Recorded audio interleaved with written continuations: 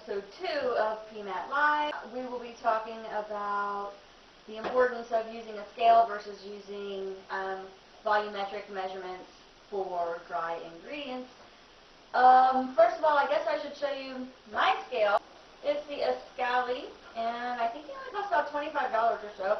Definitely worth the investment. It's been through a lot. It's pretty sturdy. It's got an on-off function. The off button also functions as the tare function. They don't tend to actually explain what tare function means.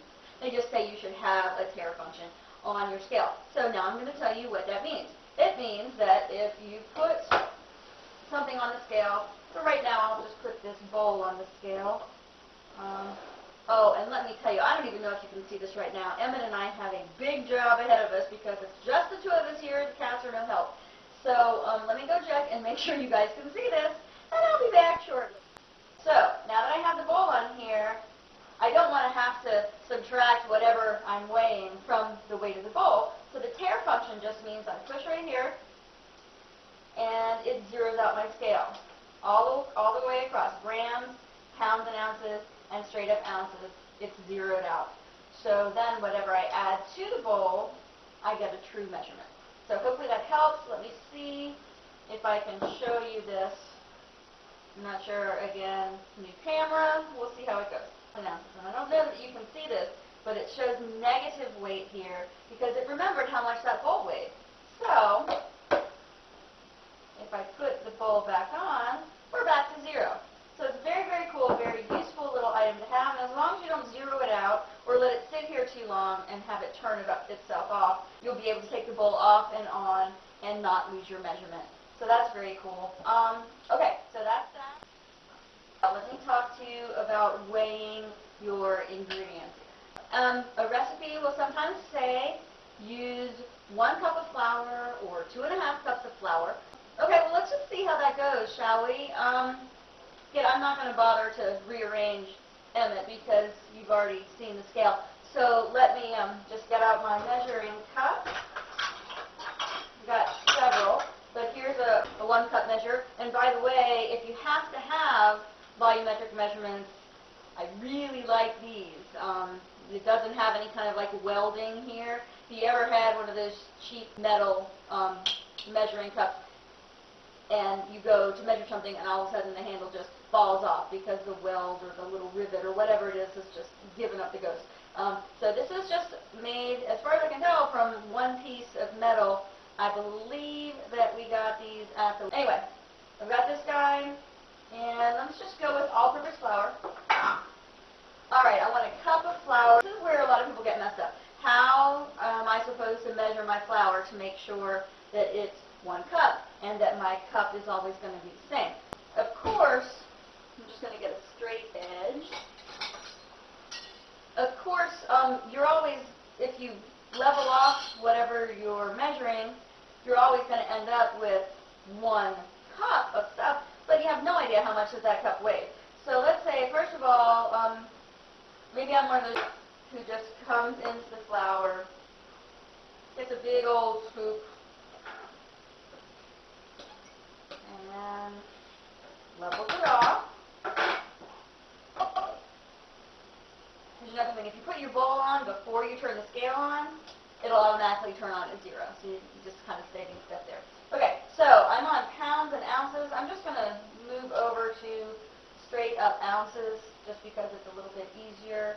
And then I will tell you gram folk what happens.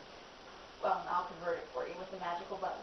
Okay, so my cup of flour in this instance weighs 5.25 ounces or 149 grams. So, again, straight up 1 cup. Now, maybe I'm one of those people who scoops and sort of eyeballs and then does one of these little shaky things to get a cup of flour. Alright, let's see how much that guy weighs. 5.15 ounces, that's an entire 1/10 of an ounce difference. Doesn't sound like a lot, but say you have to have, 3 or even 4 cups of flour, you're looking at almost a 1/2 ounce difference there. So it could throw off your the texture of whatever you're making just a little bit. Okay, so there's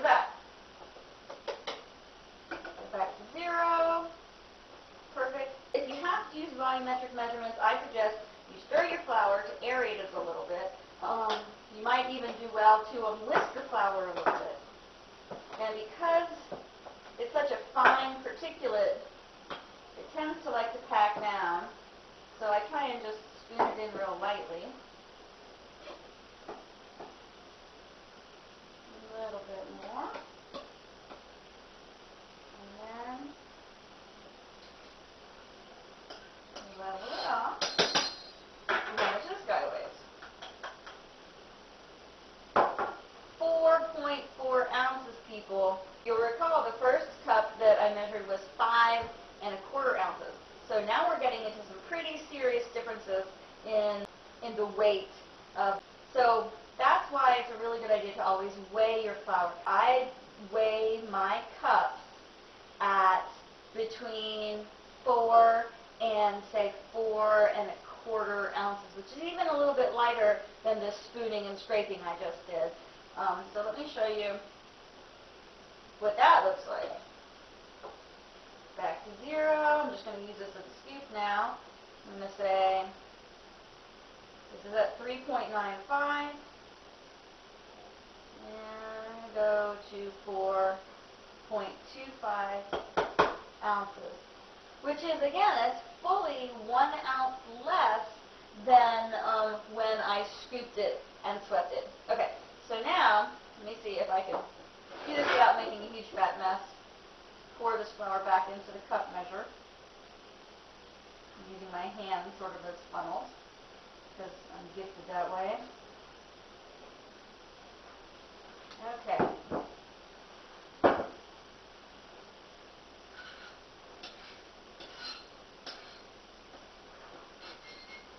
So look at this.